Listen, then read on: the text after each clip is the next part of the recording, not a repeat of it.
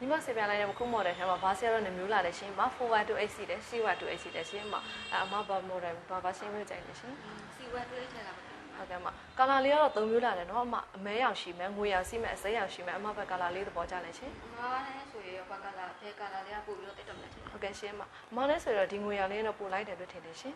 အဲ့ဆိုတော့ဒီငွေရောင်လေးပဲယူမယ်နော်ဟုတ်ကဲ့ရှင်မအဲ့ဆိုလည်းမ data တွေဘာတွေရောမဖုန်းအဟောက်ထဲနေဖုန်းအသစ်ထဲကိုထည့်ပေးရမလားရှင်အမမလေးကော်တက်ရောပြီးတော့ထပ်ဖို့တွေရောခီးသွားတော့ရိုက်ထားတဲ့ထပ်ဖို့တွေအများကြီးပဲဟိုတော့အဲ့ဆိုတော့အချိန်ကြာရေးစားရမှာလားအချိန်ကြာရေးပေးစရာမလိုပါဘူးရှင်မညီမတို့မှာကျတော့ sensor နဲ့ smart switch software တွေရှိတယ်ရှင်မအဲ့ဒါ my data အကုန်လုံးဒီကောင်လေးကို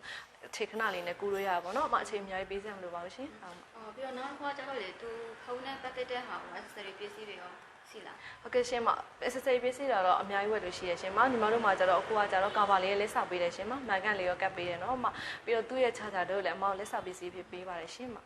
ဆိုတော့နောက်ခါလေဟိုအမဝယ်ပြီးတော့အဲ့တော့တစ်ခုခုဖြစ်ခဲ့လို့ရှိရင်လည်းညီမစီကိုပြန်လာရမှာဟုတ်ကဲ့ရှင်မအမညီမတို့စီလည်းပြန်လာလို့ရရရှင်မဒါမှမဟုတ်ရင်ဆက်စားရဲ့ service တောင်လည်းသွားလို့ရရရှင်မဟုတ်ကဲ့အဲ့ဆိုဒီဖုန်းလေး pocket ဖောက်ပြီးတော့အမလိုအပ်တာမှတည်းများစစ်လေးလက်ဆောက်ပေးလိုက်ပါမယ်ရှင်မဘဘမှာခဏလောက်နှာယူပေးနော်အမကျေးဇူးတင်ပါတယ်ရှင်